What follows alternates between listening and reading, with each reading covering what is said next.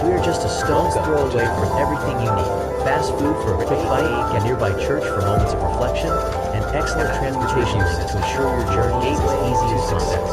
Conveniently located in the heart of the city, we are just a stone's throw away from everything you need. Fast food for a quick bite, a nearby church for moments of reflection, and excellent transportation links to ensure your journey is as easy as success. I experienced located in the heart of the city. We are just a stone's throw away from everything you need. Fast food for a quick bite, a nearby church for moments of reflection, and excellent transportation links to ensure your journey is as easy as success. instructional methods Conveniently located in the heart of the city. face-to-face online tutorials. They got the right modality, flexible schedules, get the transportation you need, instructional methods with emergency face-to-face online tutorials. They got the right modality, flexible schedules, get the transportation After completing the review course, I gained the skills and confidence and ready to start the job. Now, I'm working to achieve the same success. Here, I'm greatly bachelor's. I've gained the skills and confidence and ready to start the job. And I'm working hard. Now, I'm working to achieve the same success. Here, I'm greatly bachelor's. I've gained the skills and confidence and ready to start the job. And I'm working hard. Now, achieve status of success. Let's practice. Here are greatly bachelor's practice. With advanced learning models with registered stress, and I will stay with learning now. Achieve status of success. Let's practice. Here are greatly bachelor's practice. With advanced learning models with registered stress, and I will stay with learning now. Achieve status of success. Learning management. Here are greatly bachelor's practice. With advanced learning models with registered stress, and I will stay with learning now. Achieve status of success. Learning management. Here are greatly bachelor's practice. With advanced learning this is how you stay stress, and I will stay with learning now. In multi-day and build a career is always needed. Learning To help you succeed. here are greatly bachelor's practice. With advanced learning this is how you stay stress, and I will stay with learning now. In multi-day and build a career is always needed. Learning To help you management succeed. here are greatly bachelor's practice. With advanced learning this is how you stay stress, and I will stay with learning now. In multi-day and build a career is always needed. Learning To help you management succeed. here are greatly bachelor's practice. With advanced learning this is how you stay stress, and I will stay with learning now. In multi-day and build a career is always needed. Learning To help you management succeed. here are greatly bachelor's practice. With advanced learning this is how you stay stress, and I will stay with learning now. In multi-day and build a career is always needed. Learning To help you succeed. Going to happen because according to my questions the last time, some of you here haven't really decided on when to take the test yet. So yeah, I hope that you will be successful once you will decide to take it. But anyway, good afternoon again, everyone. Good afternoon to J Lord. Yeah. Okay, so I can see that there are a lot of people here who, or yeah, there's the same people who have been coming in for the last two meetings, and this is actually the third meeting out of three. So that means that we'll be culminating now. So we are going to end with the writing test or the writing skill. So, of course, with that, let's go to our lesson for today, or what we are going to do today. Just a minute. Let me just project this. All right. Here we go. All right, so let's go to this.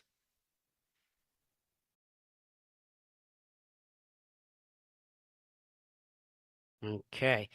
So for today's agenda, of course, the first one is we're going to have a review about what we tackled the last time or last meeting, and then we're going to have the warm-up. After that, we will go to the writing masterclass with quick task 1 and task 2 overview for both academic and general training. And of course, the writing band descriptors simplified, meaning the criteria for the writing test. And of course, we're going to talk about the task 2 essay structure, and that's going to be a workshop. And then after that, we will have an open discussion or a question and answer portion. So should you have any questions along the way, just list them down, or you may ask them in the chat box once I ask you if you have questions, because I think for all of you here who have attended the last 2 meetings, you know how that works. I always ask you if you have questions in the once we are done discussing one section. So, yeah, let's have a quick review of what we talked about the last time or last meeting. We went over the we went over the speaking criteria as well as the discussion of what works, okay? What works in answering those questions, as well as the parts of it, and of course, what you need to do so that you'll be able to ace your test once you decide on taking it. Now, for today, though, since I told you earlier, we're going to have a quick warm up of the IELTS writing. Let's go to that. All right. So, first, I want you guys to build a sentence. As you can see here in the second column, you have working from home, right? So, you have 3 words there, and then you have the ellipses. Now, for this, you're supposed to add words, okay, on the topic, which says many people work from home nowadays. So this is your topic.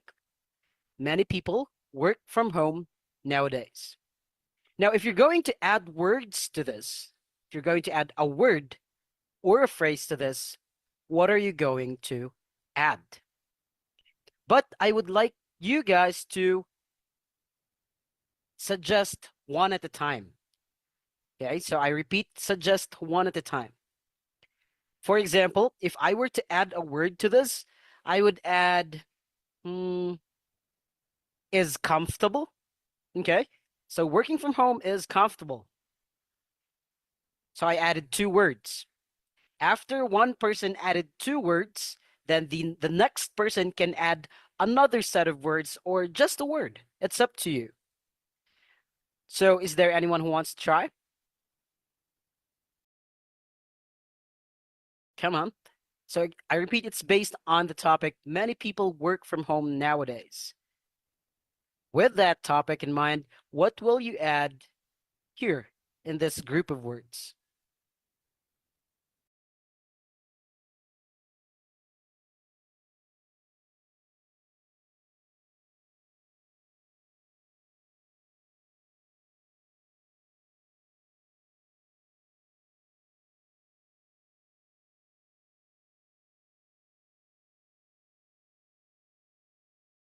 Come on. All right, so J Lord says working from home becomes a trend. Okay, so that now will be working from home becomes a trend. All right, I'll write an ellipsis. Okay, it's right there in the chat box. How about the others? What will you add to that? So working from home becomes a trend. So you're supposed to add to that. Add a word or a phrase. Anyone?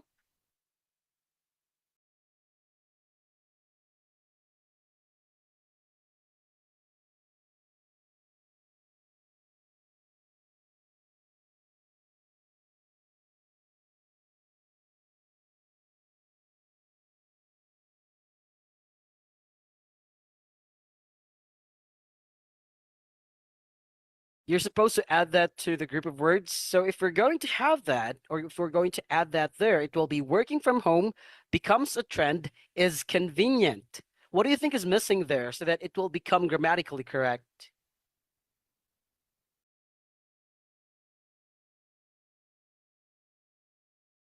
So working from home becomes a trend is convenient. Do you think we need to add a word to that? to make it grammatically correct? What do you think?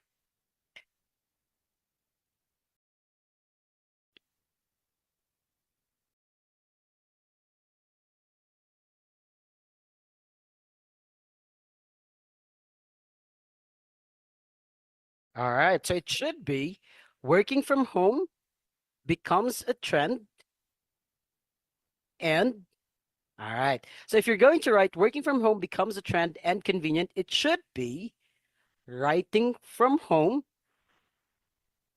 is a trend which is convenient.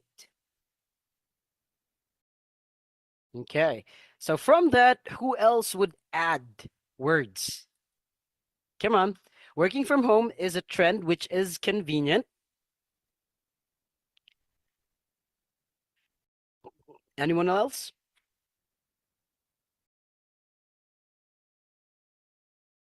That's still a short sentence if you ask me. Working from home is a trend which is convenient. What do you think? Come on.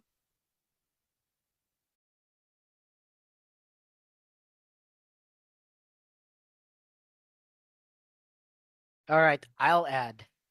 Working from home? Working from home is confidential. All right, so let's see how we're going to add that into the group of words.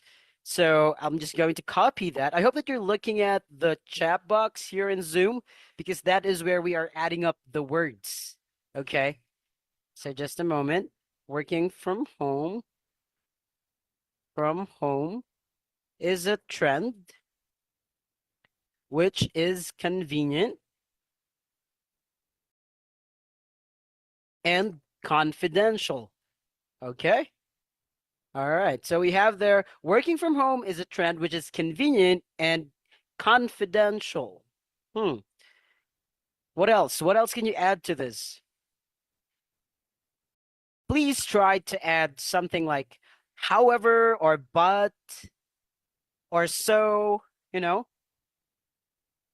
so that we will not just be adding, and or commas right there.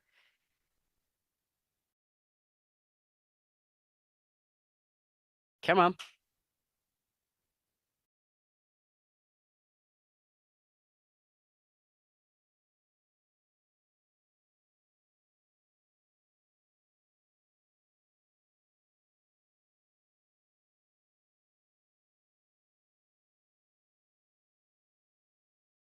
What do you think?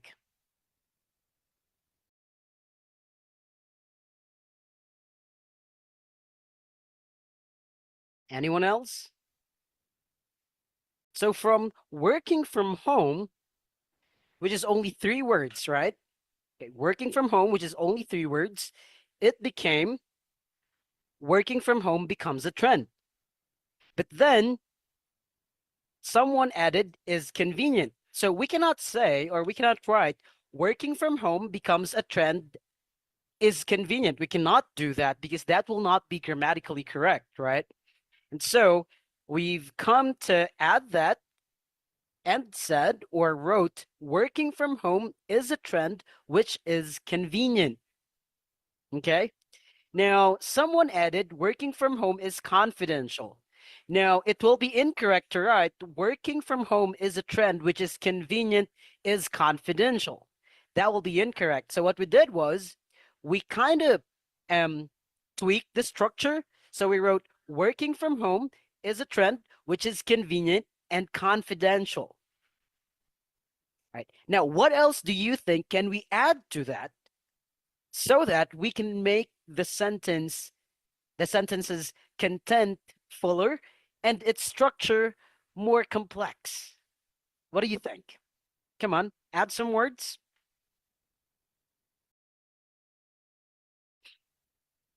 Anyone?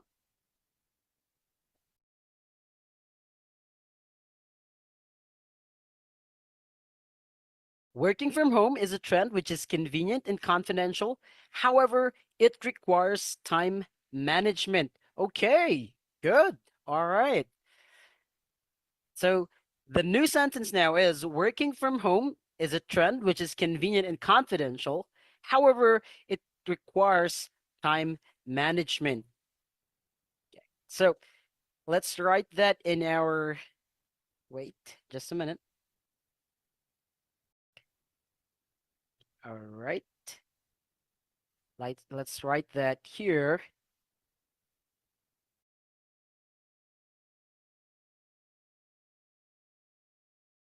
All right. Here we go.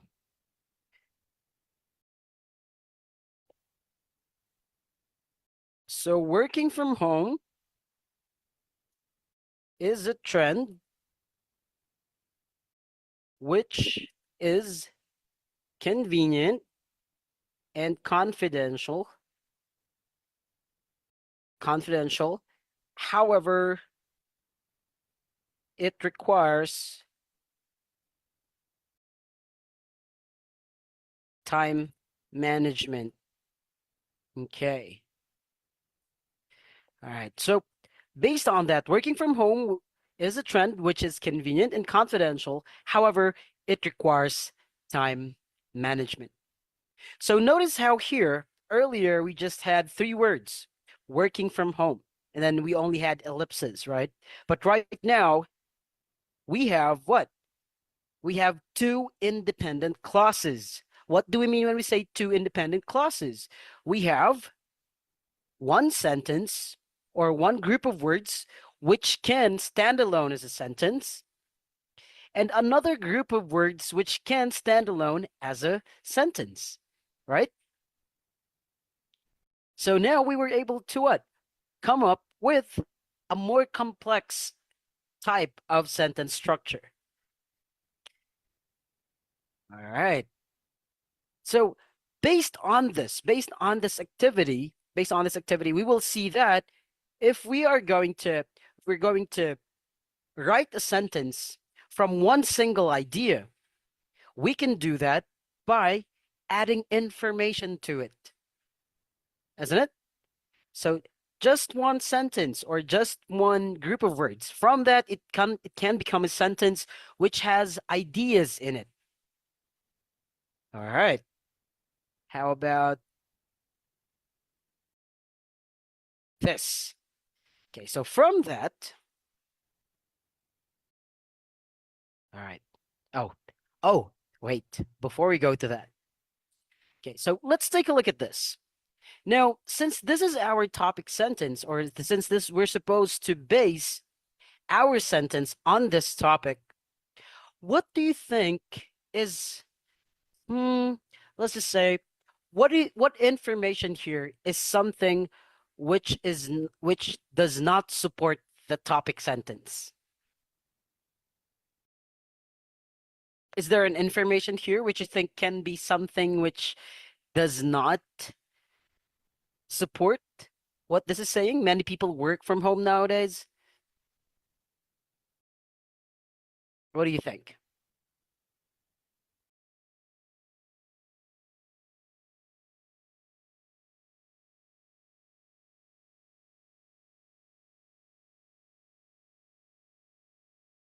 Yes. What do you think then here? What do you think is an information here which may not directly support the topic many people work from home nowadays or these days?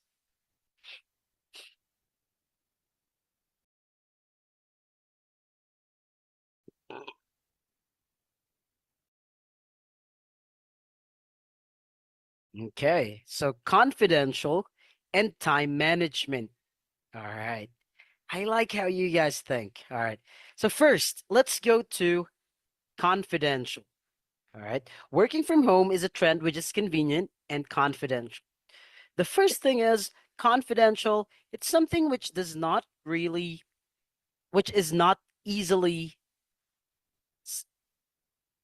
explainable. Okay. When you say confidential, actually, there are work from home jobs which are not really confidential. And not all work from home jobs are confidential. So it will be incorrect to write it as something which is encompassing. All right. So confidential is a bit vague in this context. Next, as for the other one, it requires time management. If we are going to write this or include this here, then it may seem like it's a bit, let's just say, self-contradictory because it says many people work from home nowadays.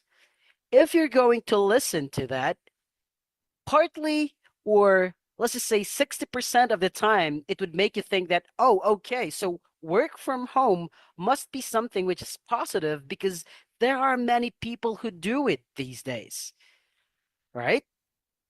So it would be better if you just maintain something which would support the, let's just say, 60% positivity of the main sentence or the topic sentence.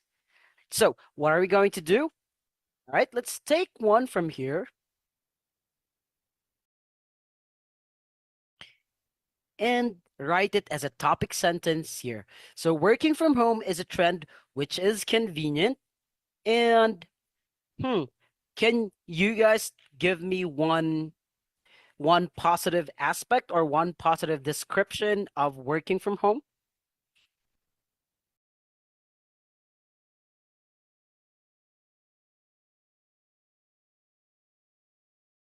Let's see.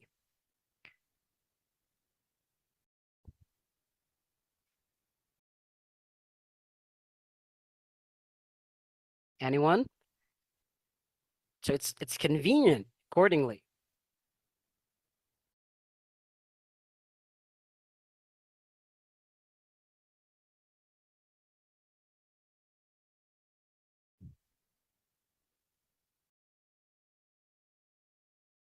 Come on.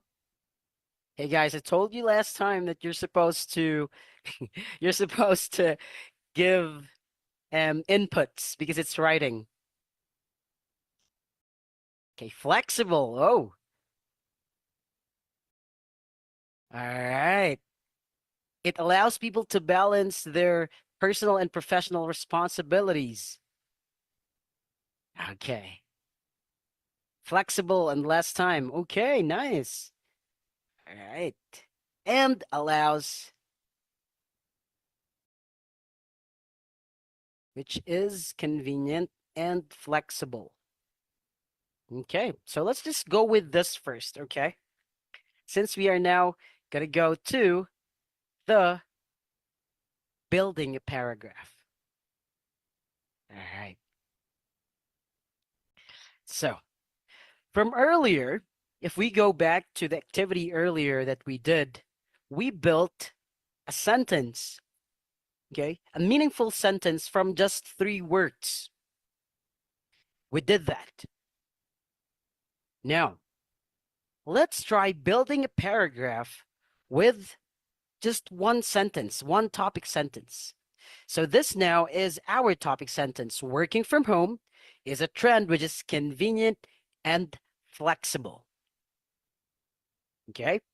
Now, I want people to chip in and give me supporting sentences as to why working from home is convenient and flexible.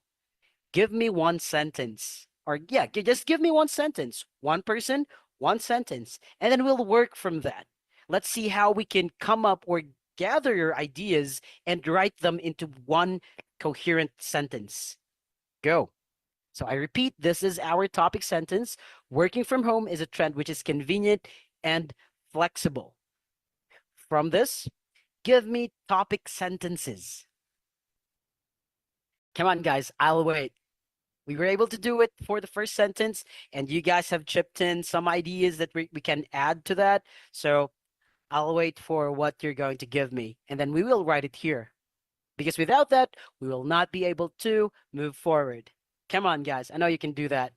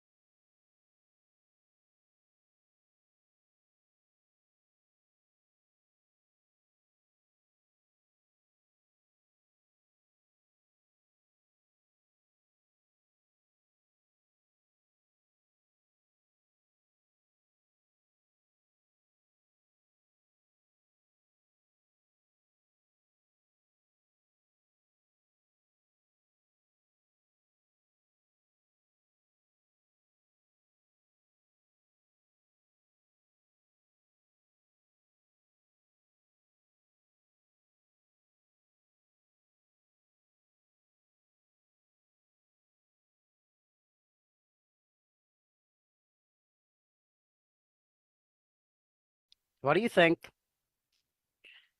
Okay, so I'll give you an idea. Let's start with the word convenient. Okay, let's start with that. Why do you say that working from home is something convenient and, of course, flexible? Why do you say that working from home is or allows flexibility?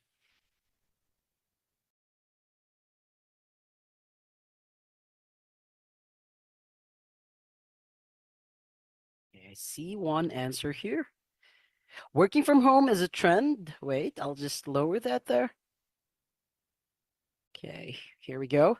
So working from home is a trend, which is convenient, flexible. We can work comfortably according to the availability of our time at home. All right. So yeah, that can be one supporting sentence there. We can work comfortably according to the availability of our time at home.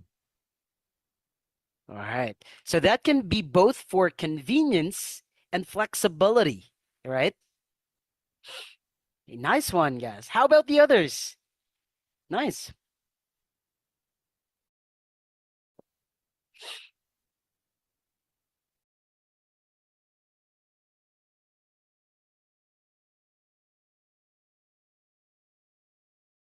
About the others.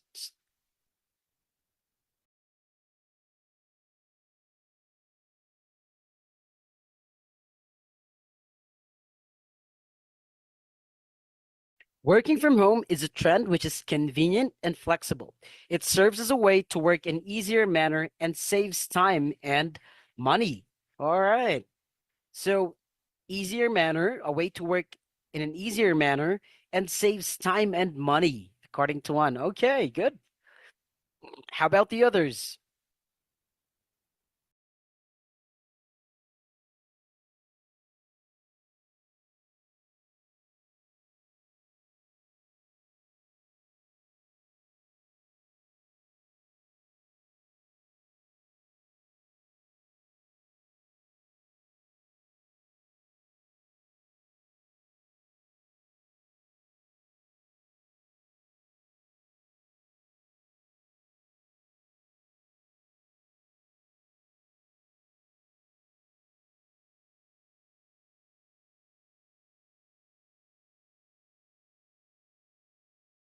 Working from home is convenient and flexible. It serves as a way without pressure. It serves as a way to work without pressure. All right. It serves as a way to work without pressure. Okay. Nice one. All right. So let's see. So from those that you have given me, let's come up with at least or with let's come up with two supporting sentences for this topic sentence. Shall we? Okay. So, all right. It allows people to work. Wait, I'm just going to try and um collate your ideas and then let's come up with two sentences from those, okay? If someone or if anyone wants to add some, just add some in the chat box and then we will get those. All right. So first one, it says here, comfortably, all right, to the availability of our time at home.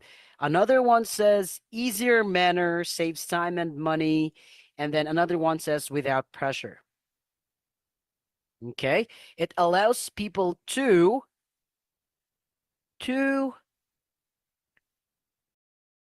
save time and money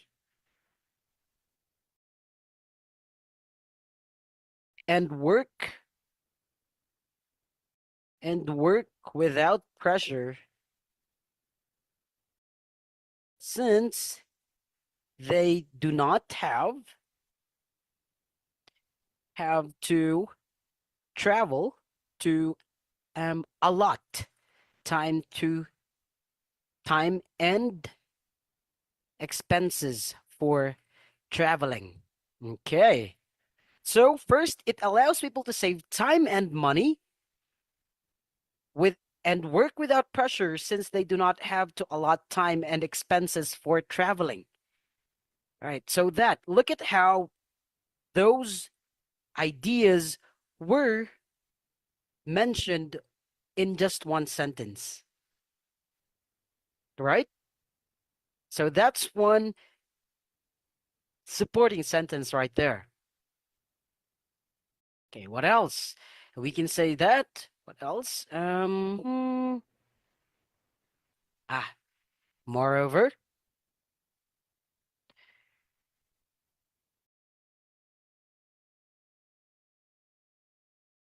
moreover, moreover.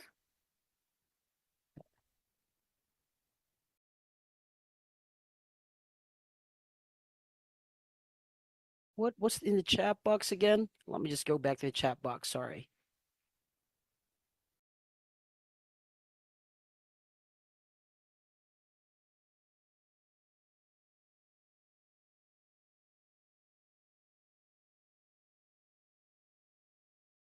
Two. Moreover, employees have the flexibility to do two tasks at a time. Oh, sorry.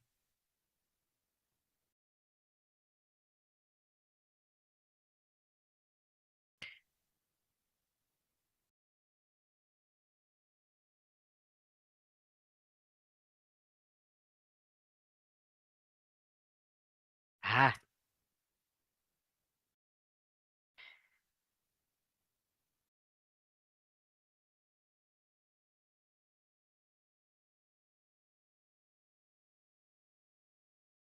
all right. So working from home is a trend which is convenient and flexible. It allows people to save time and money and work without pressure since they do not have to allot time and expenses for traveling. Okay. Moreover, employees can be comfortable while working in the confines of their home. All right. So if you look at this, okay, if you look at this, you have, or we were able to come up with three sentences. All right. I repeat, we were able to come up with three sentences that can serve as our topic sentence and, of course, our supporting sentences. Okay. And from this, we can actually come up with a clinching statement. Now, I just want to tell you, though, I just want to tell you that this is not something which is enough for the IELTS writing. Okay? This is a type of writing which cannot be enough for the IELTS writing. First, why is that? First one is repetition of terms. Okay? Save time, allot time. Okay, so instead of writing save time or allot time, maybe you can think of synonyms that we can use in place of the word time. Another one, this is not enough or this is not ideal. Yes, that should be the word. This is not ideal for the writing task 2 body paragraph because it does not have a clinching statement. But why is it that I gave you this as your warm-up? Why is it that I gave you this as your warm-up? First, from 3 words to a sentence. The next, from one short sentence to 3 sentences, which are related to each other. Okay? What can you learn from that? Well, of course, what you can learn from that is good IELTS writing starts with one clear idea and develops it step by step into a coherent, well-structured paragraph. Isn't it? If you remember earlier, we started with just 3 words. If we're to go back to this, working from home, and then ellipses, right? So just 3 words. And then from that, we were able to write one sentence. And then with that sentence, we tried to tweak it so that it will match this topic. And then we created that as a topic sentence of three interrelated sentences. So, what can we learn from that activity? That, of course, with just one clear idea, we will be able to develop a coherent, well structured paragraph. But of course, that's something that we can do later on. That's what I always do with my students. What I do is, okay, let's have a workshop. Every time it's activity time, it's always going to start with a workshop. First, we have a topic sentence. Or, I'm sorry, first we have a topic. From that topic, we come up with, or we will chip in ideas on what topic sentence we can build from that. After the topic sentence, I tell them to chip in sentences, that we can use as supporting sentences. And then after they have written supporting sentences or possible supporting sentences, what we do is we try to assess, like, do you think the supporting sentence goes along well with the topic given? And then they would try to brainstorm, but wait, why is this supporting sentence talking about the negativity of, for example, technology, where in fact in the topic it says that technology has helped in the development of mankind? So we brainstorm on that until we are able to come up with paragraphs, body paragraphs, and so on and so forth. But I hope we have enough time. However, I just checked the time earlier. I wanted to, you know, ask you to come up with a clinching statement, but anyway, it's already 5:40 and we still haven't scratched the surface. So let's go ahead and start. So, what's up with the IELTS writing, and why is it that a lot of people always say, especially Filipinos, there are a lot of Filipinos who would say that, um, well, when it comes to writing, I do not see myself having a score of 6.5. Maybe I can reach about 6. That's what they usually do or usually say. And what's up with that? So I'm going to ask you the question: why are you guys too afraid of the IELTS writing? Why? Did someone in high school or university school scold you or discouraged you from writing? Or did someone try to say that, you don't have the talent for writing, so forget about it? Okay, because of grammar. Thank you for answering. Because of grammar, according to one. How about the others? And that's perfectly understandable because one of the criteria for the descriptors is, of course, grammatical range and accuracy. How about the others? Why are you so afraid of the IELTS writing? Proper use of vocabulary. All right. Yeah, because that's also one of the criteria. Nice, nice. I like how there are a lot of you here who's sharing why you think that IELTS writing is not enough for you, or I'm sorry, IELTS writing is not really for you. I like that because now you have an idea why you are a bit scared of it. And so you have a knowledge, or you can try and maybe deal with that or work around it. You know what I mean? But anyway, so some say it's because of the grammar, some say it's because of the vocabulary. And oh, one says that it's about the content. All right, direct message. Okay,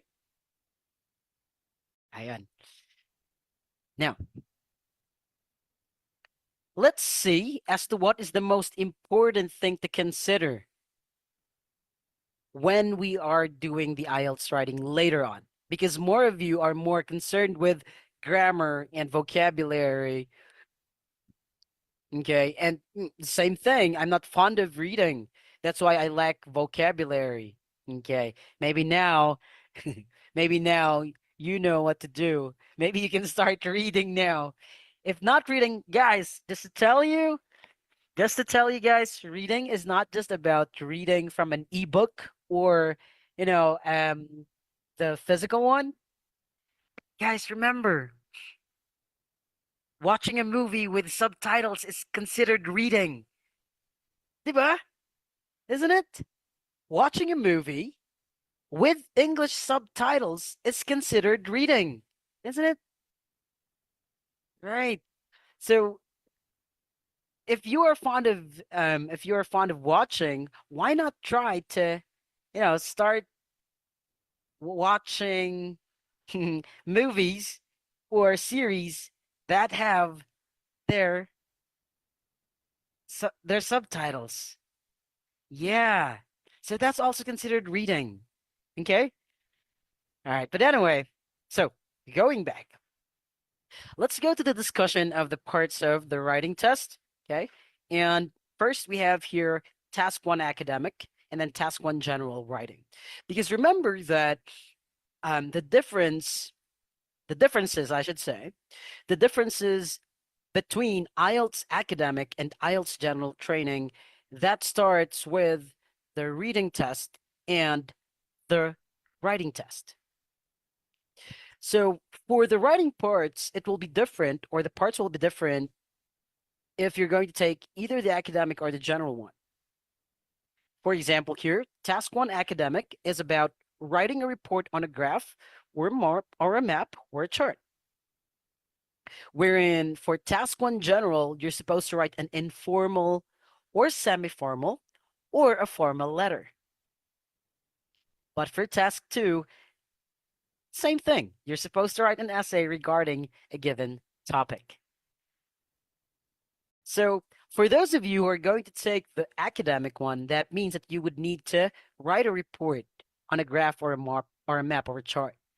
But for those of you who are going to take the task one or the general training, you're supposed to write either an informal, a semi-formal, or a formal letter. But for task 2, both for the academic and general, they have the same one. It's supposed to be an essay writing. Okay? So those are the parts of the IELTS writing test. So you have task 1 and task 2. The only thing which differs is, of course, task 1. Now, let us look at the writing criteria. And this is what I was talking about earlier when some of you said that, you are not really that well versed with grammar, or you have challenges. You find some challenges along the way when you want to write because of vocabulary or grammar. And well, of course, those are important ones. Why? Because the criteria, of course, first one is this. You have the content. Okay. Content, coherence and cohesion, lexical resource, and grammatical range and accuracy. So let's talk first about task 1. All right. So task 1, you can see here, it says task achievement, meaning you need to follow the instructions and answer all parts. Meaning there will always be a constant instruction in task 1, and you're supposed to follow that instruction. If you don't follow that instruction, if you don't address all parts, then there's going to be, of course, a minus point, definitely a minus, a percentage that will be taken off the 25%. Because it means since there are 4 criteria here, this only means that each criterion is 25%. Next, you have coherence and cohesion. Of course, just like in speaking, it's how organized your thoughts are. It's how logical you presented the data. Again, in task 1 for the academic and general. It's how logically you have given or presented your information to the one you are writing to if you're going to take the general IELTS. Next, lexical resource. This is what we were talking about. Of course, vocabulary, word variety, your use of words. Did you use, for example, if you remember the last meeting, we talked about how for Filipinos, the word beautiful is, a staple word, if we want to call it staple word. Just like how we have staple food, you know, some of us or some countries have their staple word. Maganda in Filipino means beautiful. Okay. And most of the time, it's an overused word, the word beautiful, that we use in almost any context. Well, just like in IELTS speaking, that's not supposed to be happening, or you're not supposed to do that in IELTS writing. Because for lexical resource, you need to have word variety. And so you need to avoid often repeating vocabulary. That's why what is your best friend when you're practicing? Your best friend is Google or dictionary, because from there you will be able to see synonyms of words. And when you do that over and over and over again, that's going to retain here. Okay? Because when you do that, when you always consult a dictionary, you know, you also try to memorize. Okay? But anyway, so that's the third criterion. Let's go to the fourth one. The fourth criterion is grammatical range and accuracy, or grammar range and accuracy. And of course, this is what we were talking about last meeting wherein we talked about subject verb agreement. That's the most basic rule. And so that's something that we should also try to observe or apply, the agreement of subject and the verb in our writing outputs. Now, you will see here that you have simple but correct. Then you have here the greater than sign or symbol, right? Simple but correct, or simple yet correct, and then you have the greater than, and then you have complex but wrong. What does this mean? It means that it's better that you write simple forms of sentences or simple sentence structures, but write complex sentence structures, but they're incorrect or they are wrong. That's why earlier, if you look at what we did earlier, from a very simple sentence, I tried to add up your ideas, but in such a way that I always check if it will be grammatically correct, because that is important in writing. But if you were to choose, right? If you were to choose, would you want a simple structure, but it's correct? Or would it be better to write complex structures, but, there are a lot of wrongs there? Well, in the IELTS writing, it would be better to have simple structures, but they're grammatically correct, than to write complex ones, not really complex, to write long ones, but actually the structures are wrong. So please do remember that. Because again, we start with the simple sentences. Okay? Now, so those are the criteria. What do you notice here? It's much like the one in speaking, right? Well, because again, accordingly, they are the quote unquote active skills. I repeat, accordingly, they are the quote unquote active skills, but for me, they are the ones where you are supposed to create your own output. Unlike for reading, for instance, you have choices. You can see them there, but here, they all come from here, from your brain. And that's why a lot of people find this a bit more challenging than the others. But don't worry. Just like what I've been telling you guys, practice is essential. Self-assessment is essential. But anyway, so those are the criteria. Now, let us go to the parts of the academic task 1. This is important because this is the part where they are different, right? General training and academic are different in task 1. So let's go first to task 1 for the academic. Now, there are 3 parts there. There are 3 essential parts, and these are the parts that should not go missing. A lot of candidates or students would come to the office. They would ask about our IELTS review if we have one, because of course we are in partnership with IDP Philippines, and so the testing center is also located in our office. They would come to the office and someone would ask, um, well, I want to enroll in your review. Do you have any reviews for IELTS? And, our staff, me, sometimes when I'm here, I would tell them, yeah, we do have that. And then they would ask probing questions. Um, what are you going to teach during the review? And I would smile. I'd be like, well, it depends on what you need. Okay. I would always tell them it depends on what you need.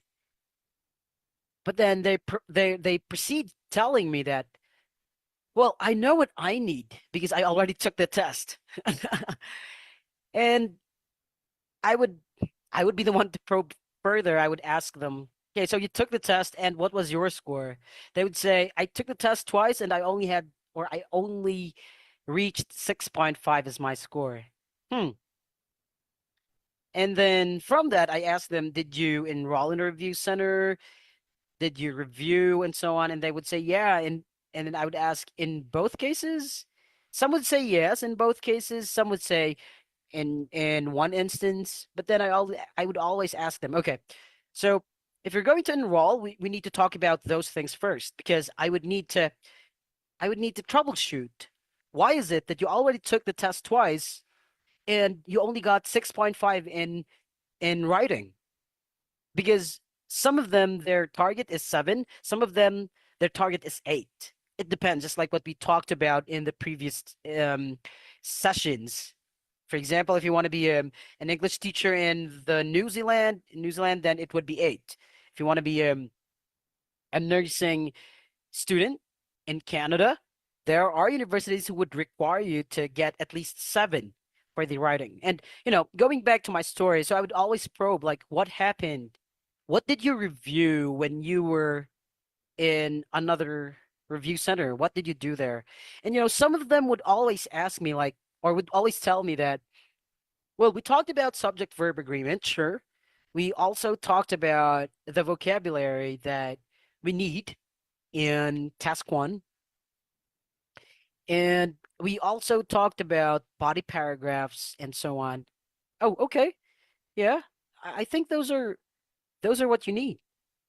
But then when I give them this structure, academic task 1, we are just here in task 1. I would give them this introduction, overview, and body paragraphs. Some of them would ask me, like, don't we need a conclusion? Because, it's just a writing. And I would always tell them, no, we don't need a conclusion for academic task 1. And that's one very important thing. All right. Because you need to know what to write in the introduction, in the overview, and how you're supposed to write details in the body paragraphs.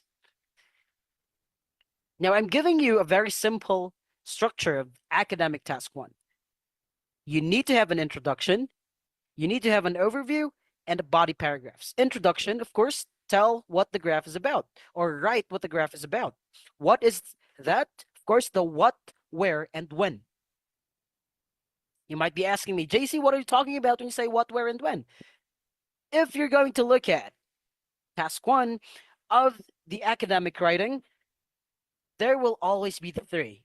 What, meaning what is the graph? Is it about coffee consumption? Is it about population? Is it about marriage statistic? Is it about the sales of coffee or meat and so on? That is the what. Where? Is it globally? Is it in Japan? Is it in the Philippines? Is it in the US? Is it in Saudi Arabia? Is it in Oman? That's the where. When? Okay. Is it at present? Is it in 2012? Is it in 2025? 2024? 2023? Is it in the future? Those are the components of the introduction. What, where, and when. Okay. Next, overview. So what is an overview? These some students, what they do is, or some candidates, what they do is they just give it an introduction, you know, and then they go directly to the body paragraphs, and then they give you a conclusion at the end. Well, that's not really the structure of academic task one. No, you have what we call the IOB.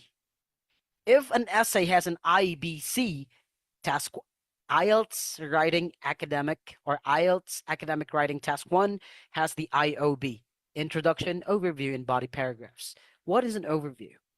Well, the overview is a summary of the main trends, patterns, or differences that are present in the graph or map or chart.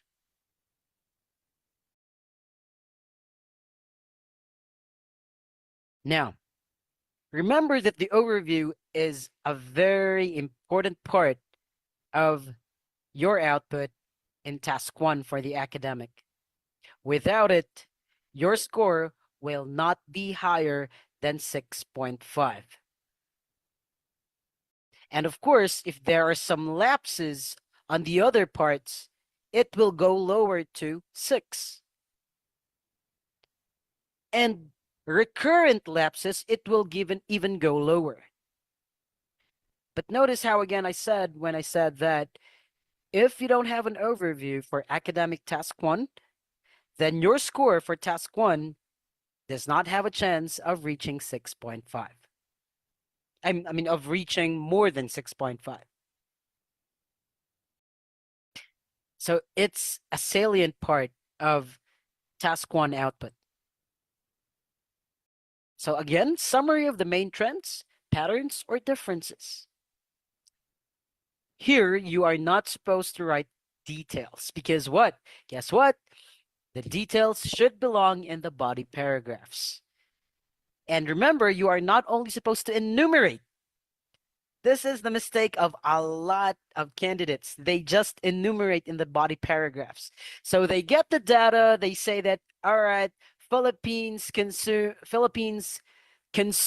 5 kilograms of meat per day in 2012, while Sri Lanka consumed this and that in the same year, while Japan. So that's simple enumerating.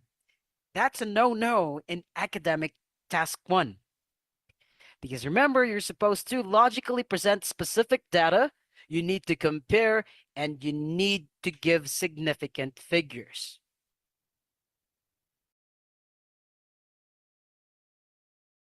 Now, so those are the parts of the academic task one. Now, let's go to talking about the overview. Because as what I said, this is salient part of it, because without an overview, your score will not go higher than 6.5. Let's go to the overview. Let's have this. So the overview, okay, the overview is a summary of the most important overall trends of the graph. It summarizes, look at how it says summarizes. It doesn't say it details. It summarizes overall trends. It does not include data or figures or exact values. It should be clear, general, and focused on the big picture. And is typically 1 to 2 sentences. Now, I want you to take a screenshot of this.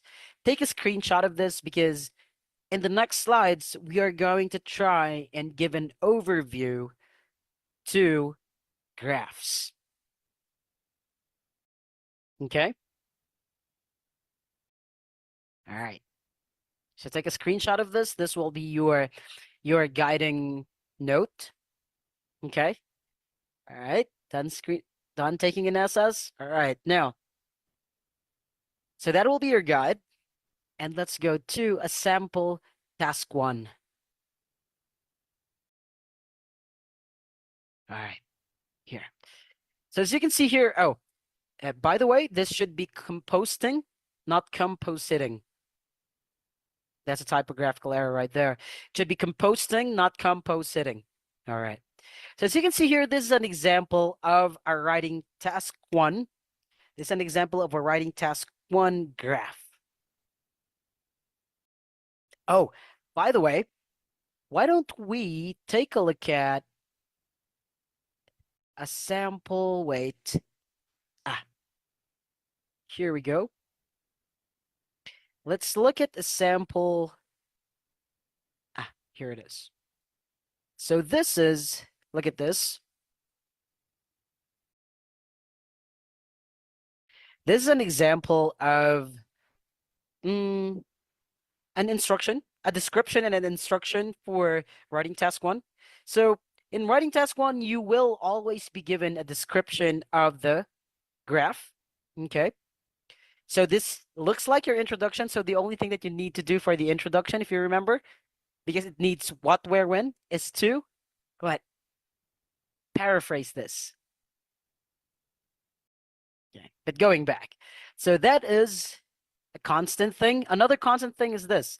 Summarize the information by describing the main features of the chart and making comparisons where appropriate. Ah, summarize the information, describe the main features, make comparisons where appropriate. So this is what I was telling you. You were not here in IELTS writing to simply just enumerate information.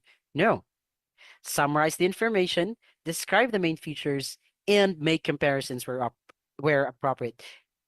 These two are constants. There will always be a description of the graph and this instruction. All right? But let's go back. Let us go back to what we left off, the overview. Now, as what was discussed earlier, it's a summary. It's a 1 to 2 sentence summary of the overall trend. It's a general overview. It's a general trend, right? It doesn't include specific figures. So based on this, I want you to come up with a 1 sentence overview.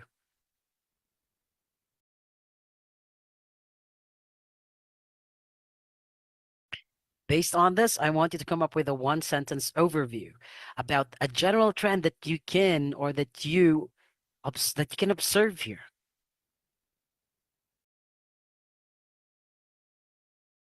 Come on.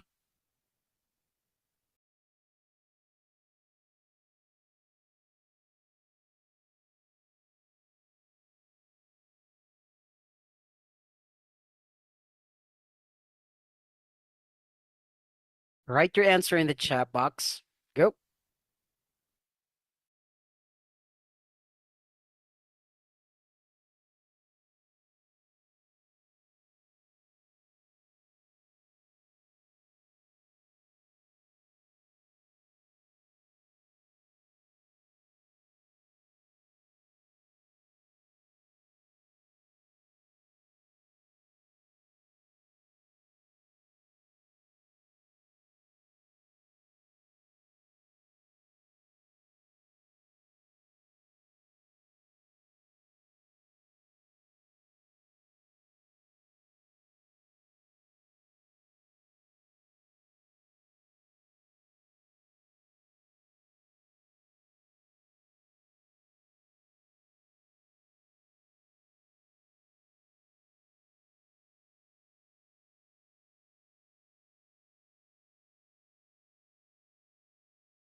What do you think? Come on, guys.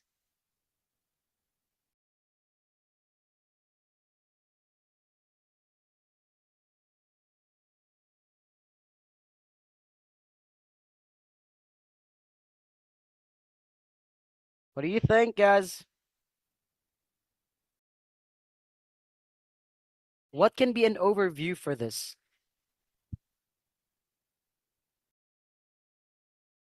All right. So let's see. Okay, I'll give you get there. Sorry. I'll guide you there. Okay. First off, look at this. So this is the waste disposal in 4 cities. This is the percentage of waste. Okay.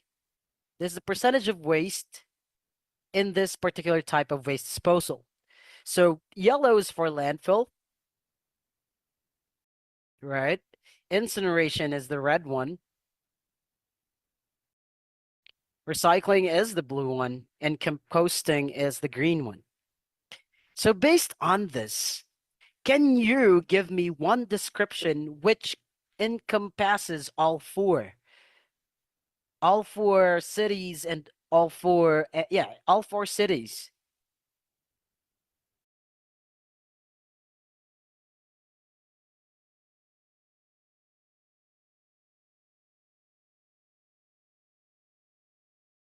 First, that I'm going to ask you,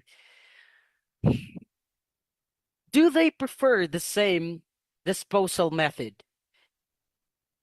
Do all the cities prefer the same disposal method? Look at this. Which is the highest? Do all of them prefer the same waste disposal method? Yes or no? Come on, let's get to the answer. Do all the cities prefer? All right, no, exactly. They do not prefer the same disposal method. And so we cannot say, as an overview, that overall, all four cities prefer landfill as their main disposal method. We cannot write that as an overview, right? Because they do not. They do not prefer, they do not have one, just one. So what can we say about that? Okay, so they they differ in preferences, but I'll lead you to the answer. Look at this. How about the least preferred disposal method? Are they the same in that aspect? Yes or no? How about the least preferred disposal method? Are they similar in that aspect? Are all four similar in that aspect? Ah, there you go. It's a yes, right? Composting, look at this. Toronto, that's the lowest right there. Madrid, that's the lowest as well. Kuala Lumpur, that's the lowest too among all four. And the same with Amman, isn't it? Are you seeing this? Right? Okay. So that can now be your overview because it applies to all of them. That is what I was saying when I said that it's a general trend. It's not a specific trend only. Okay? So how can we come up with an overview here? We can write, okay, so I'm writing it or I'm typing it in the chat box. Overall, the four cities, yes, these are cities. Do not confuse them with countries because there are a lot of candidates who would always write countries instead of regions or cities. So always check that. All right. So it says here all four cities. Okay. All four cities differ because you said earlier that they do not have the same most preferred type of method of disposal. So the four cities differ in their waste manage wait waste management patterns, um with each favoring a wait paulit-ulit na yata. Okay, with each favoring a different primary method, but composting remains the least used option. Ayun. So overall, the four cities differ. Tama naman, di ba? They differ. Why? Because, for example, for Toronto, the highest one is landfill. For Amman, the highest one is landfill. For Madrid and Kuala Lumpur, their highest one is incineration. Isn't it? Okay. But for the least option preferred, it's still composting. That's why overall, the four cities differ in their waste management patterns, with each favoring a different primary method, but composting remains the least used option. That is an example of an overview that I was talking about earlier. which is something very important that if you don't give an overview, your score will not go higher than 6.5. Any questions? Do you have any questions?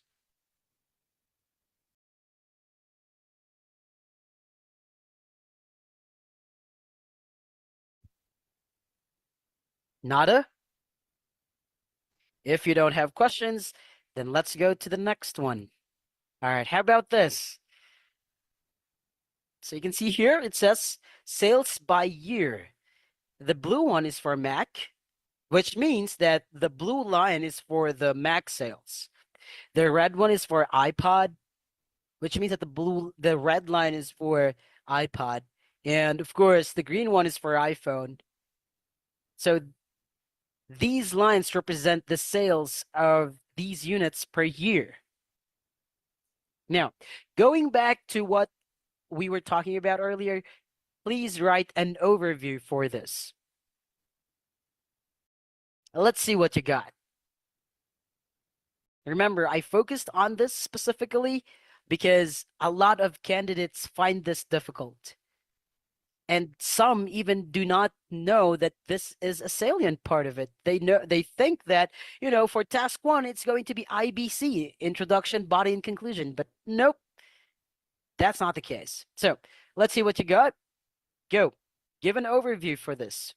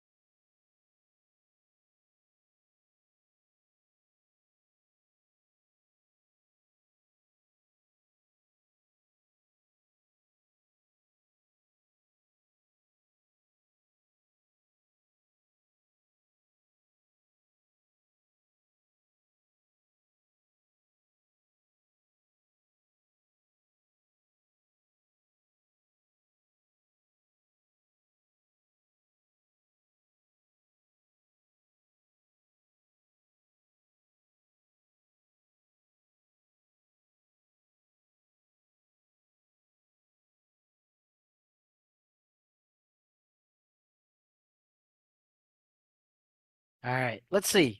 Let's try to go there. I'll guide you guys. Okay, for first, isn't it?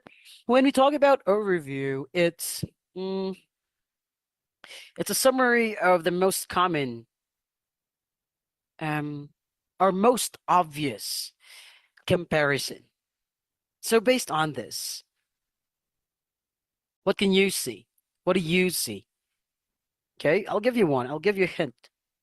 Look at how both Mac and iPod have records from 2002 to 2013. But for iPhone, it only had a record in 2007. What else?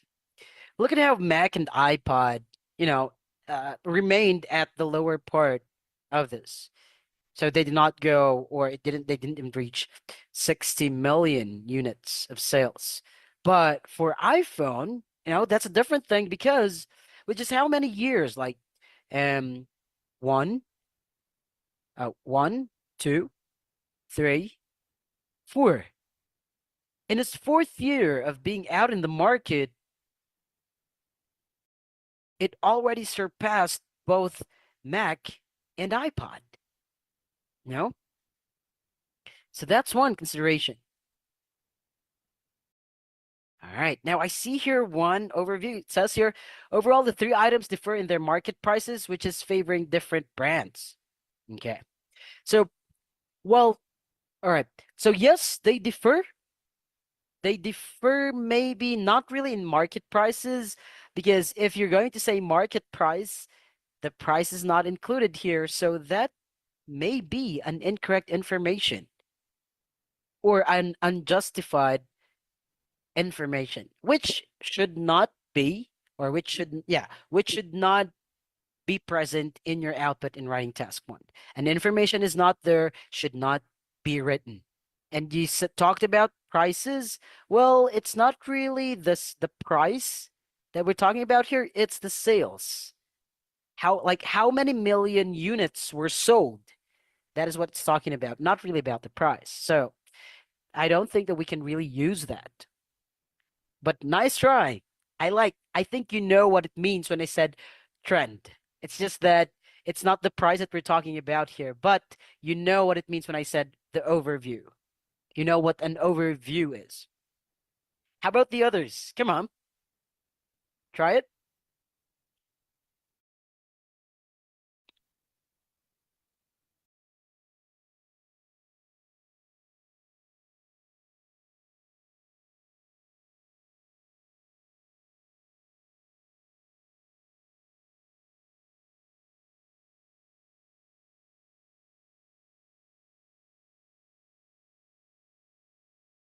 Come on.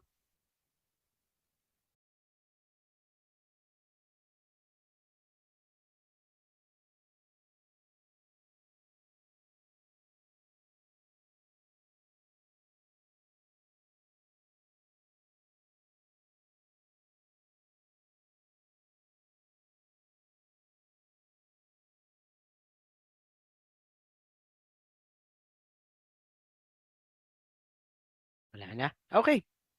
So just like what I was talking about earlier, here, first off, remember you're supposed to take the whole picture in writing an overview, right? First, two, had sales, but not really as how the sales of iPhone went. Okay. What else? Look at the pattern here. From going up or from rising at the end of the period, they both of them, look at this. Both of them decreased at the end of the period. It's a different thing with iPhone, right? It didn't decrease at the end of the period. No, it didn't. All right. So that's one thing. That's something that should be taken into account. Okay. So if I were to write an overview for this, I would write overall, overall Mac and iPod sales decreased towards the end of the period, whereas iPhone sales increased dramatically. Yeah. So that is in the chat box. That is what we call an overview. So, did we write figures? No, we didn't. We didn't write 20 million units. We didn't write, you know, 40 million units and so on. We only talk about how the movement, how their lines moved or how their sales moved. From these two, look at these ones from these two being out in the market in 2002. Both of them were out in the market in 2002, but they had a limited rise in their sales. But at the end of the period, both of them, decreased. But for the iPhone, it was only available in 2007, but then it went up, okay, dramatically. That was a drastic increase right there. And that is what I was talking about when I said an overview. Do you have any questions?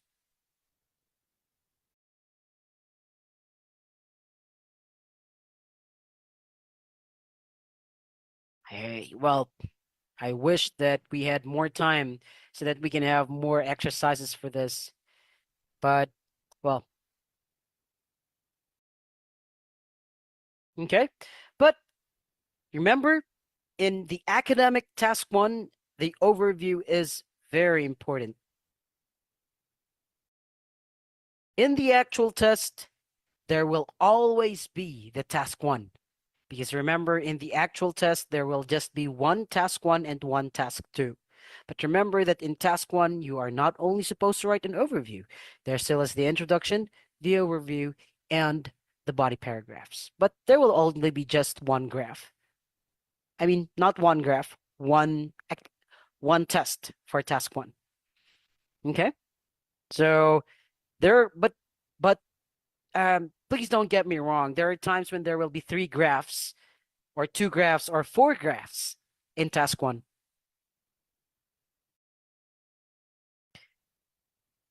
But it's just one test for task one. Okay?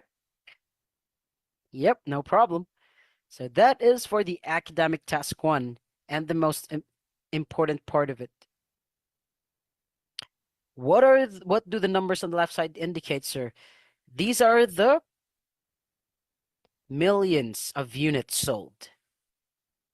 Because it says here sales by year, so these are the years, right? And then you have millions of units, meaning this is 20 million, 40 million, 60 million, 80 million, 100 million, 120 million, 140 million, 160 million. Which means that here, for instance, as you can see here, all right, this one, there were around 21 million units sold in 2005. I repeat, if you will see this, in 2005, there were around 21 million units. Bakit 21? Why 21? Because the dot is higher than the line. Okay?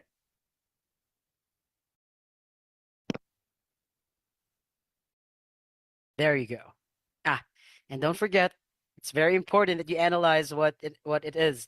Is this million or percentage or just 20 items or 20 units? That's important as well. All right, so that's for academic task one. Now let's go to academic task two. So as you can see, you have introduction and overview and body paragraphs for for the academic. How about for general training? Now remember that oh, this is not supposed to be academic task one. Wait. Why did I not change that? Wait a minute.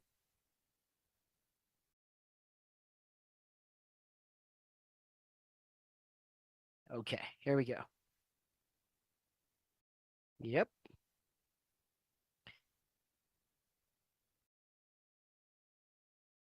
So let's go to the general training task one parts.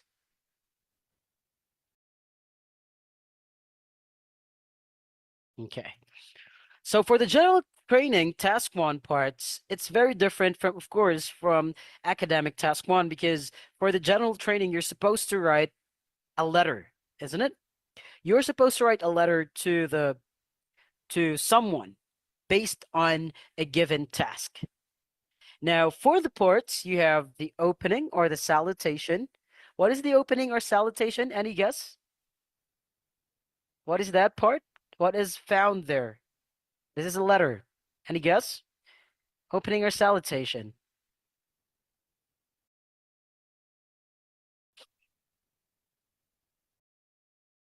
What will be placed here? If you're writing a letter, what is it? Ah, that's the dear blah blah. Dear JC. Exactly. All right. So dear JC, dear JC, dear Jaylord, dear Mohammed, dear um dear Madeline, and so on and so forth. Okay? Yes, exactly. Addressing someone. So dear, that's the opening salutation. Next, you have the purpose statement. What is the purpose statement? The purpose statement is much like the introduction in academic writing task 1. It talks about what your letter, or it shows, it gives what your letter is about. Meaning, what is your purpose in writing this letter? That's the first part. Next is, of course, the body paragraphs. For the body paragraphs, of course, here you're supposed to address all the bullet points that were given in the letter prompt or in the instruction. If it told you to include details about your plans, then you're supposed to write that in the body paragraphs. If it told you to include details about your complaints, then you need to write that in the body paragraphs as well, because those are things that you need to address. Those are in the bullet points. Next, another part of general training task 1 is the closing paragraph. Any guess about what the closing paragraph is? What can you include in that? Or what usually is the closing paragraph? What does it usually have when you're writing a letter? And so, of course, you already said, Dear JC, I am writing to inform you about this and that. And now I saw it, so you gave the details in the body paragraphs. What's the closing? Oh, right. The closing paragraph usually, okay, has either the thank you in advance or hoping for actions or hoping for response. Exactly. Or a bit of those. Saying thank you in advance for a response or thank you in advance for actions. Or if you're a friend, patiently waiting for a reply, and so on and so forth. That is the closing paragraph. And of course, finally, we have what we call the complimentary close, or what we call the sign off. What do you write here for the complimentary close or sign off? Anyone?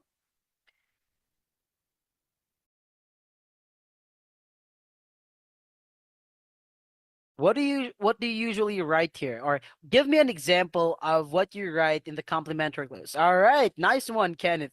Yours truly. What else?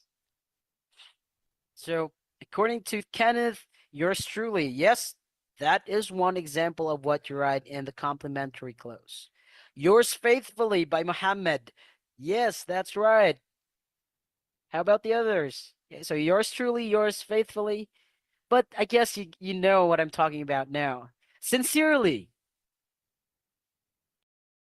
What else? Best regards, right? So those are the parts of the general training task 1.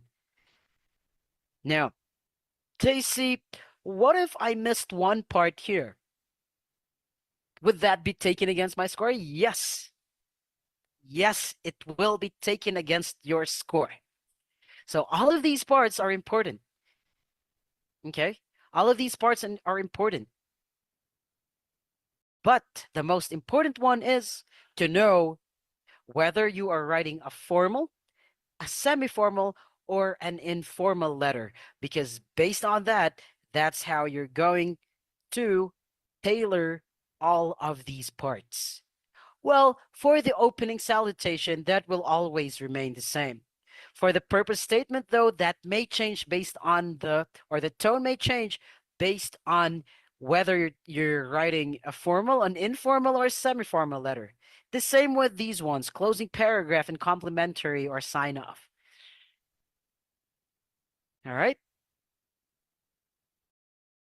For example, I'm going to give you an example. You're not supposed to say best regards or hugs and kisses in a formal letter. You're not supposed to say that. If you do that, you will have an automatic markdown.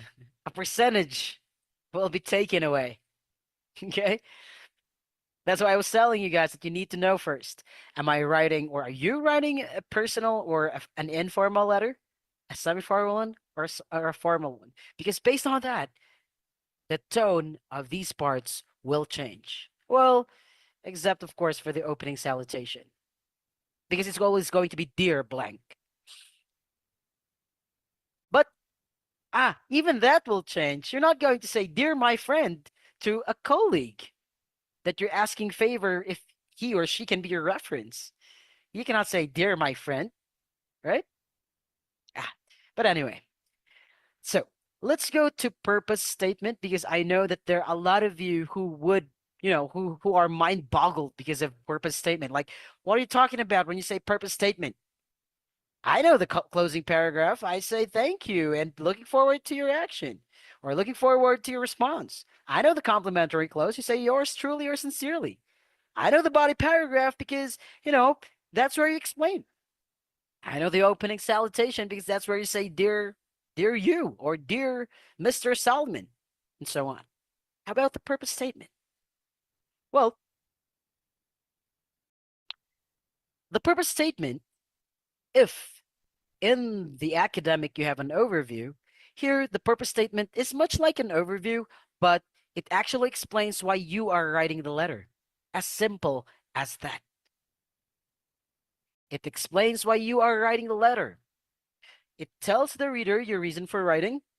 It matches the context of the prompt, meaning if you're requesting, if you're complaining, if you're apologizing, if you're inviting, if you're applying. The purpose statement is also important because it sets the tone for the rest of the letter. I repeat, it will set the tone for the rest of the letter, because remember, you should know where if you're writing to a friend, to a colleague, to someone you don't know, to someone whom you know but academically or professionally, and so on. So your purpose statement must also be in the correct tone. And of course, this is a salient point for you to meet the task achievement requirement, because this clearly addresses the situation in the prompt.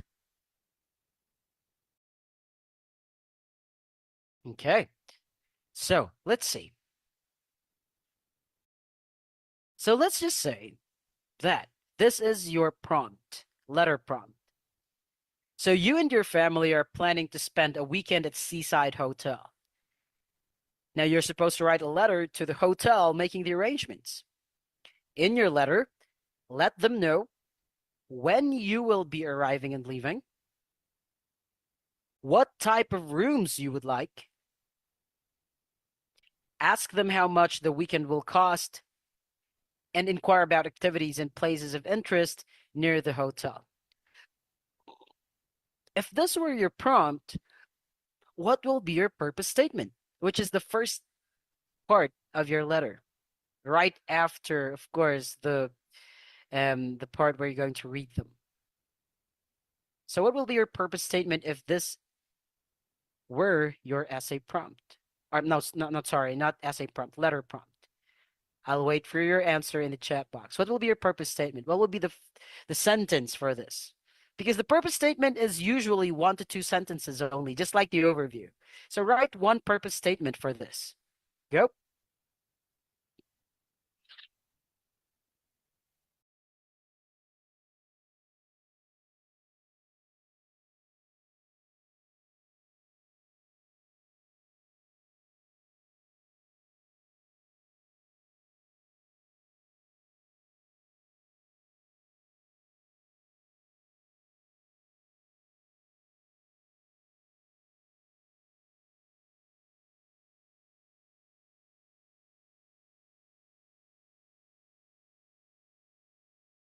Come on.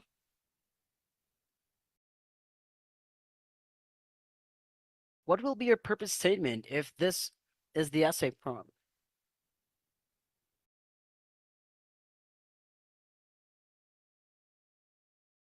All right, I see one.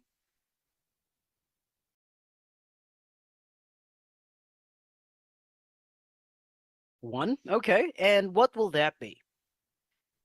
What will be your purpose statement? Like, how are you going to write that? Remember, what again is a purpose statement? It's a sentence that explains why you are writing the letter. Okay, so it's a sentence that explains why you are writing a letter. It tells the reader your reason for writing.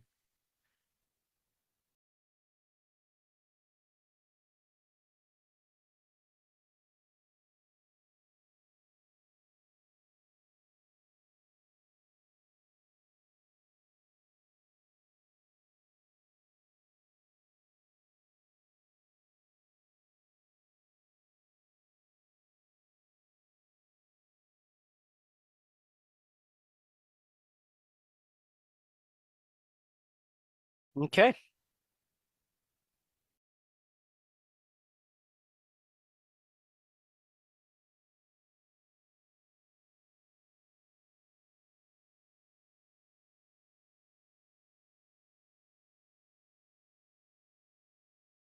All right. So I'm going to give you an example for that. Here we go. So isn't it, remember that the purpose statement gives, or yeah, purpose statement. It gives the purpose as to why you are writing a letter.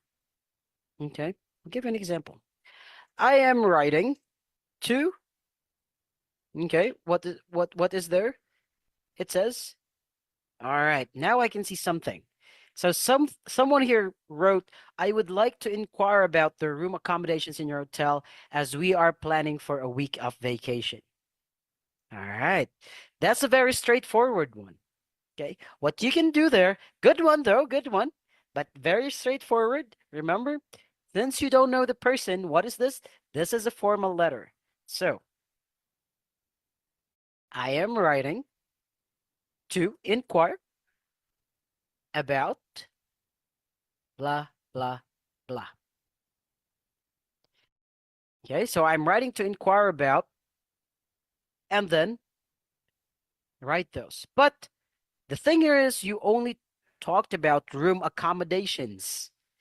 But if you will see here, it's not only about room accommodations, it's how much the weekend will cost. It's about activities too.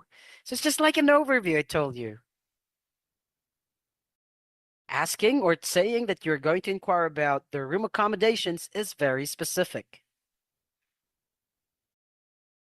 So, but I know that you get my point now. But then again, this is just like an overview, so it must be something that which is not very specific. I am writing to, so it must be a general thing, you know? Okay.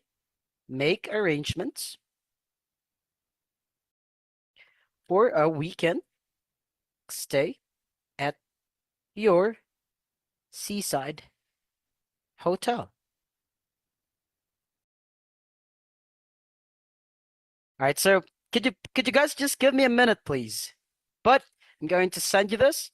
So I'm writing to make arrangements for a weekend stay at your seaside hotel. That is a purpose statement.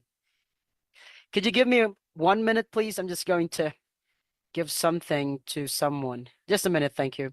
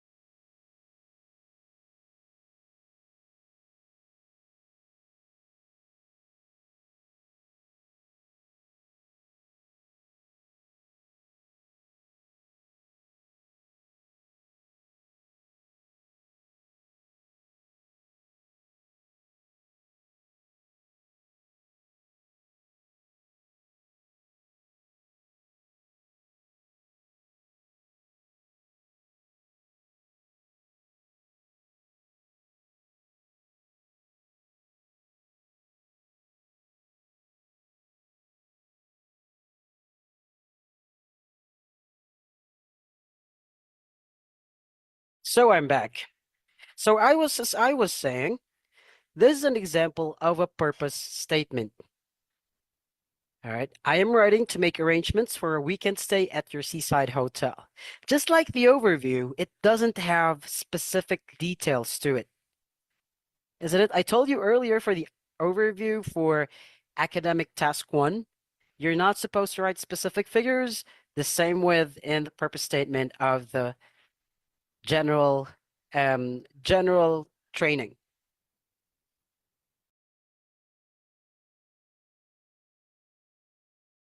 All right.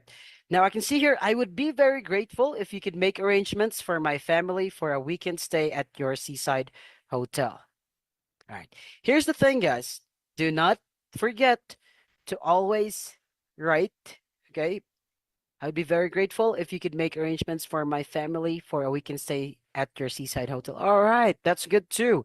Please, still, there's no specific ones because if you'll only highlight on one part of it, then that's not a purpose statement. Okay? All right, good one. Good one. Now we're talking. Okay, next, let's have another one. I'm sorry, this is not supposed to be academic task one. It's supposed to be GT, general training task one. All right, let's go to this. It says here purpose statement. So you recently bought a home appliance from an online store, but after a few days of it stopped working properly. Now you're supposed to write a letter to the customer service department of the store, and in your letter, explain the problem with the appliance, say what you have already done to try to fix the issue, request a refund, replacement, or repair, and ask how long the process will take. Based on this, what will be your purpose statement? Type your answers in the chat box. Go.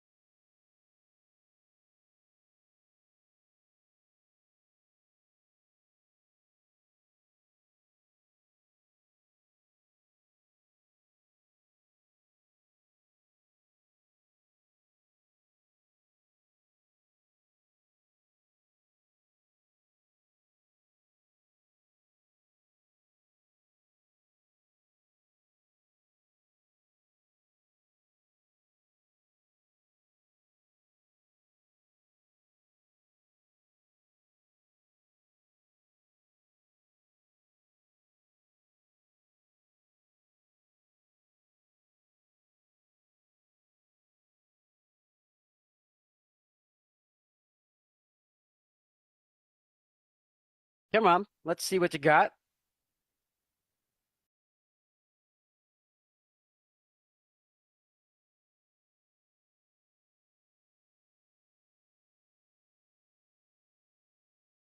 So remember, you're supposed to write your purpose statement. So what will be the first sentence in your letter? Because remember, this is the first sentence in your letter.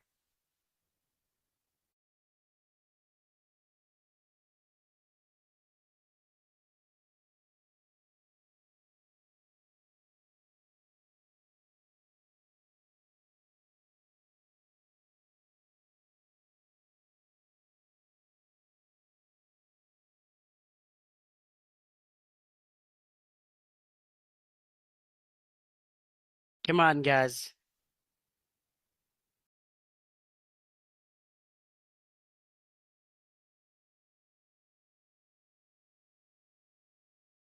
So why are you writing again?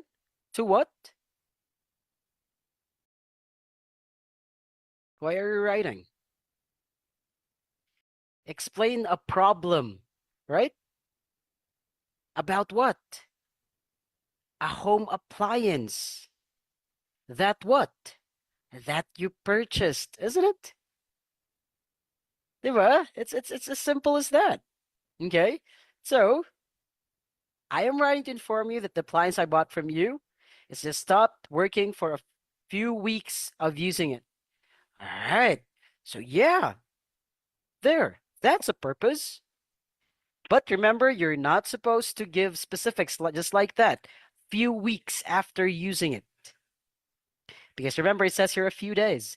But general. Again, it's supposed to be general. So let's tweak what you have given, Muhammad. I am writing to inform you about. Okay, wait. Sorry. Should not be. Should not be. Oh, yeah, inform. Okay. It's like a reporting problem. Inform you about a problem with the appliance that I bought from your store. So you don't say you, okay, from your store. From your store, or what it says here, online store. From your online store. From your online store. And what will you do? It says here, explain the problem, blah, blah, blah. But yeah, okay, here. I'm writing to inform you about a problem with the appliance that I bought from your online store. There it is. You don't have to say it stopped working after a few weeks of using it, because that already is a very specific one that you're supposed to write. Also, it's not a few weeks, it says a few days. So be very careful with that. All right. So that is what we call a purpose statement, guys. And if you don't have that purpose statement, if you go directly to the body paragraphs, well, the parts are not complete. And that could be a reason for a markdown. Or not could be. That is a reason for a markdown in percentage. Okay?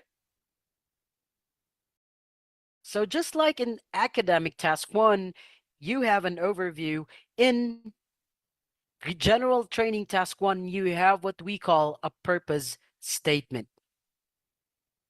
If you don't have a purpose statement, then you will surely have a lower percentage of score in task 1. Because remember, there is a certain percentage given to task 2 and certain percentage given to task 1. And if you don't have a purpose statement, that means that the parts are not complete. So there surely will be a lower percentage than what is supposed to be given to you. Okay? Do you have any questions, guys?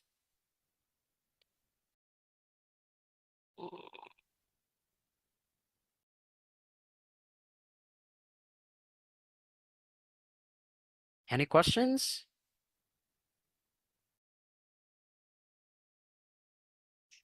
Okay. If you don't have questions, any questions at all for task 1, not only for purpose statement or overview, but any questions for task 1? Because it's almost 7 p.m.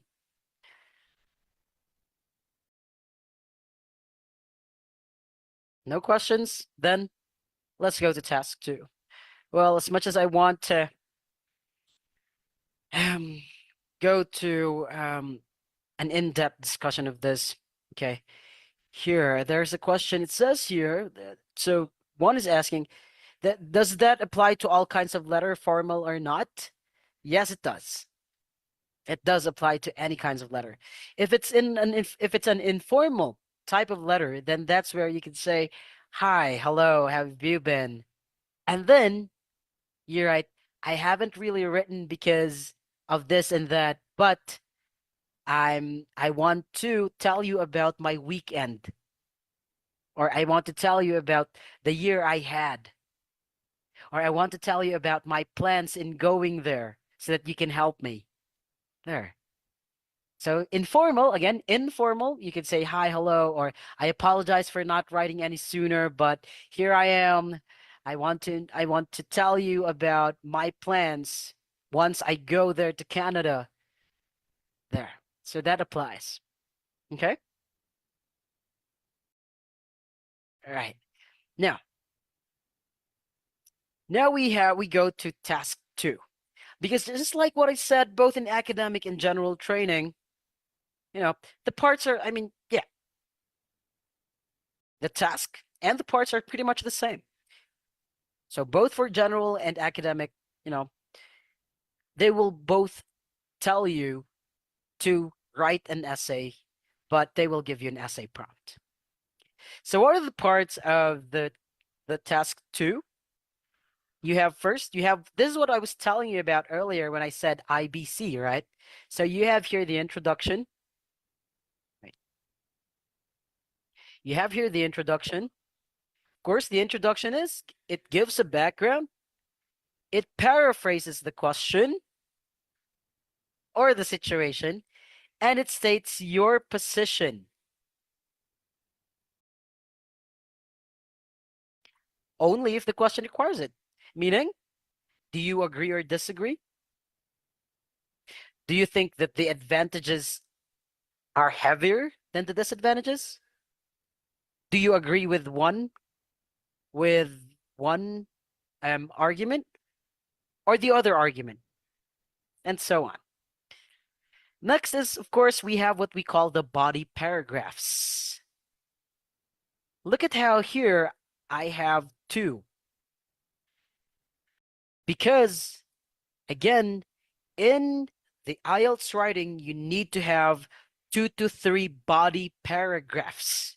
I repeat, that's 2 to 3 body paragraphs, not 2 to 3 paragraphs in a whole. No, that's 1 paragraph for the introduction, two to 3 body paragraphs, and 1 paragraph for the conclusion. So what constitutes a body paragraph? If an introduction has 3 sentences wherein you give a background, you paraphrase the situation or question, and you state your position, the body paragraphs have at least 4 sentences. Why is that? Well, because you need to have a topic sentence, an explanation sentence, or 2 explanatory sentences, a sentence for an example, and then a sentence linking the body paragraph or these sentences to the essay prompt, or what we call a clinching statement as well. So as you can see, 4 to 5 sentences.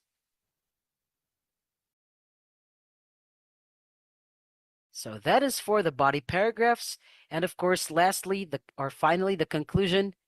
It summarizes the main points, and it may give probable solutions or suggestions if there were some probable problems or some possible problems which were discussed in the body paragraphs. So, as you can see here, you have IBC, introduction, 1, body paragraphs, 2 to 3, and conclusion, 1. All in all, that should be 4 to 5 paragraphs. But remember, it should be IBC, introduction, body, and conclusion.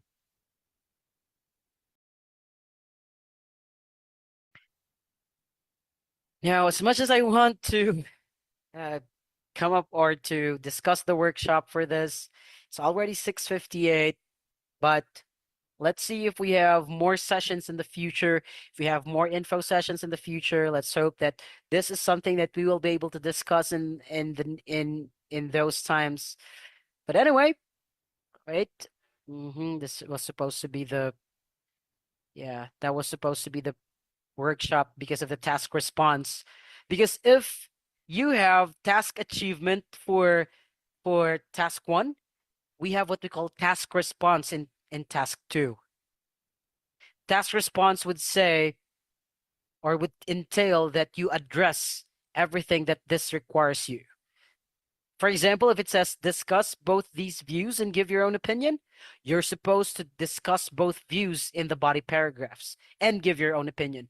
If you did not discuss both the views, then you will have an automatic markdown because you did not respond to the task. Anyway, so to culminate today's lesson on IELTS writing, overall writing reminders: be clear, logical, and organized. No matter if that is in the task one or task two. Next, use linking words naturally. What are the linking words? You know, first, second, third, however, on the other hand, on one hand. Next, avoid memorized or generic answers. Remember that there are a lot of sample answers in the internet, but if an examiner sees your answer and recognizes it from one of the many sites in the internet, then you may be called out. Next, generic answers, meaning you did not go into details in your explanations. Avoid that.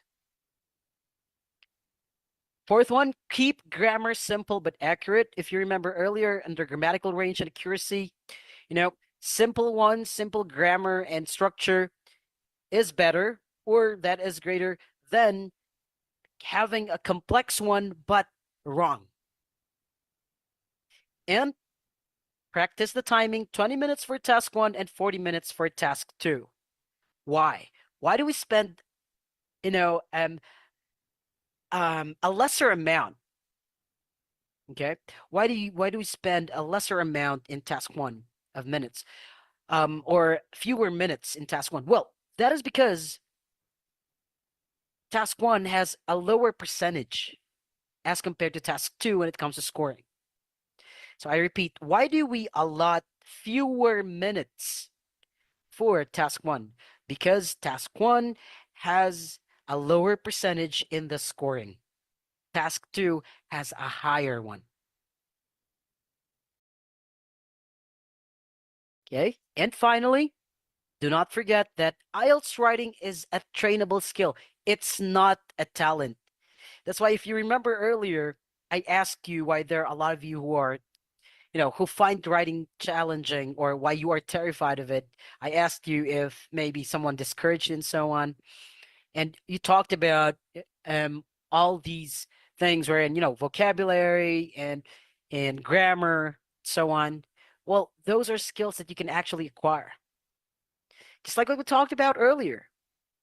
How can you train yourself to have better vocabulary?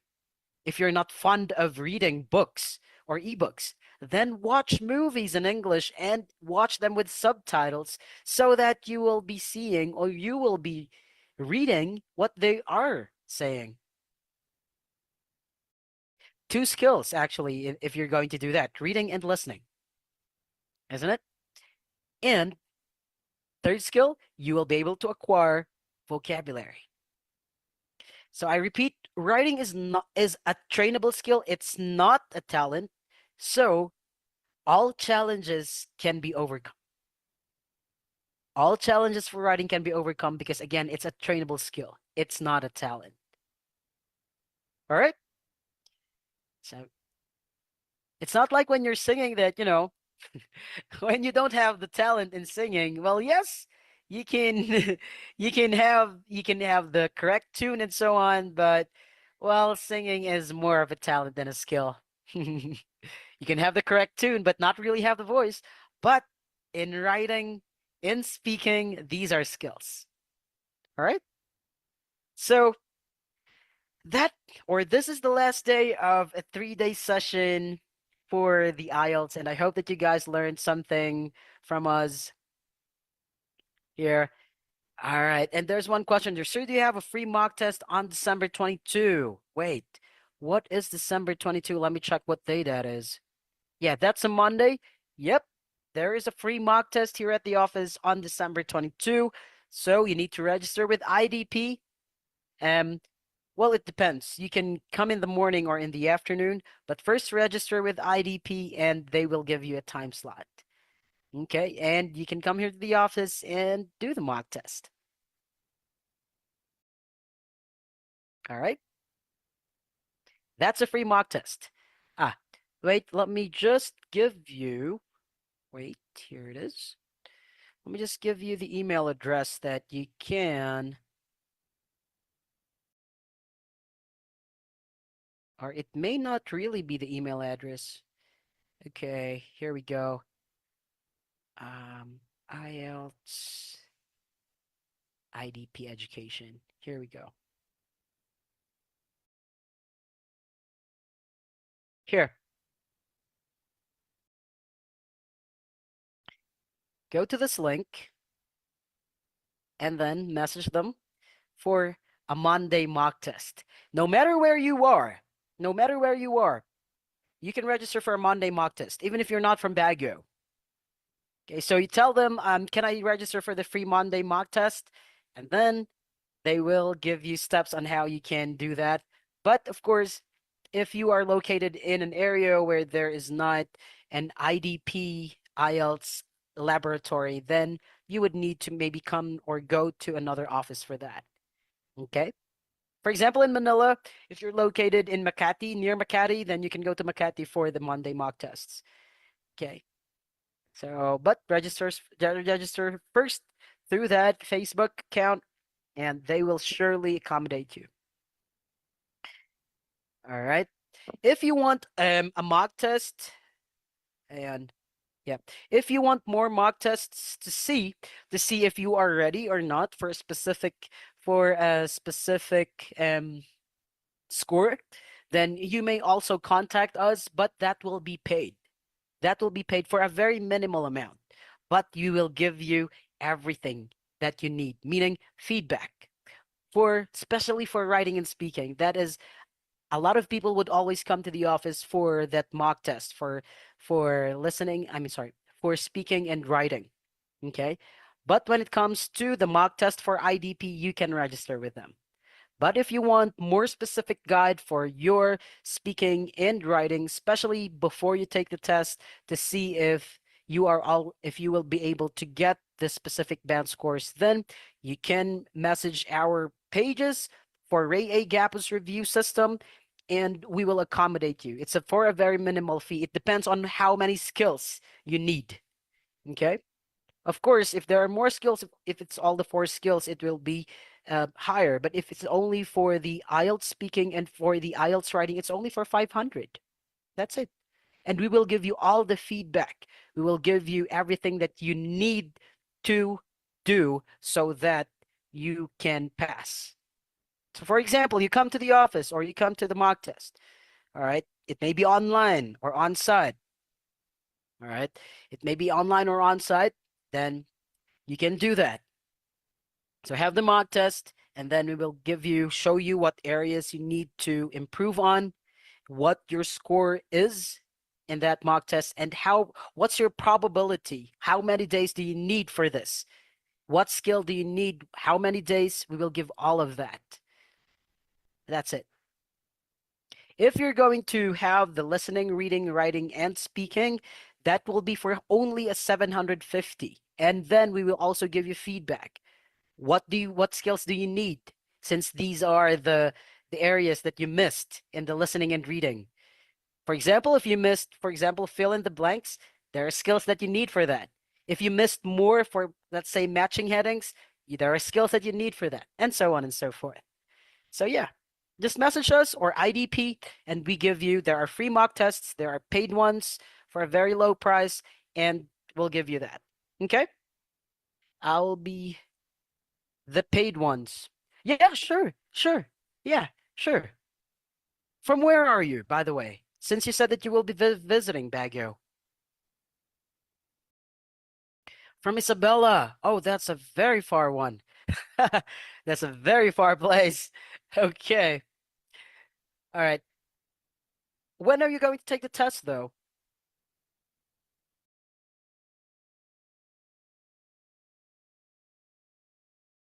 Oh, one is from Bukidnon. If you want, you can still do it online. Oh, you have an international seminar. Okay, yeah, yeah, sure. That's doable. That's doable. For the paid one, it's 750 for all listening, reading, and writing. That's the mock test and We will give you the needed skills for those, and of course the suggestion and so on. For if you're going to take only the speaking and writing, then it's for 500 only. That's only the mock test. That's it. All right. This Okay. December 22. All right. Wait, for December 22, we might already be on break at that time. Oh, wait, let me check. That's a Monday. Oh. Oh, all right. How about if you go prior, like the 19th? That would be better, the 19th. Because for the 20s onwards, that will be, of course, our Christmas parties and all. So yeah, maybe that's something that you can try to think about. Maybe you can come here earlier, like the 19th. Yeah, that's better. That's the Friday before the uh 20th and 21st. Because 22nd is a Monday, but that will be, of course, for the company's Christmas party. We go there and there. So that's something that we cannot promise yet for 22. So it is better if it's something which is earlier. Do you still have any schedule for Zoom meeting, or this is the last time? This is the last of the three. So, yeah, as much as I wanted to finish everything, I actually have class at 7:30. So I cannot. All right, how about other schedule? Mm, wait, December. So yeah, for December it would be better if it's on the 19th, because once it goes to the 22nd, we cannot promise you that because of the company activities. Of course, it's also the Christmas break and so on. But 18th, 19th, okay, January. Ah, all right. For January, okay, that's the first, second, third. You can have the mock test as early as the 5th. You can have the mock test as early as the 5th for January.